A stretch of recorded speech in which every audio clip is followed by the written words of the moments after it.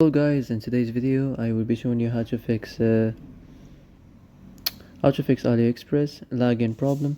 So the answer is easy. Just go to the settings and then scroll down to the app section and then go to the search and search Aliexpress. Then go to the storage and here you will find this clear cache option. Click on it. Now you can go check it if it worked, and if it didn't you can try to restart your phone or turn the Wi-Fi off and on, or the Bluetooth or the airplane mode. Also you can try to clear data, but be careful. If you clear data, all this application's data will be deleted. This includes all files, the settings, the accounts, the databases, etc. So be careful if you want to clear your data. And that's it for today's video. I hope this is the answer you've been looking for. If you like this video, don't forget to like and subscribe, and see you in the next video. Thanks for watching.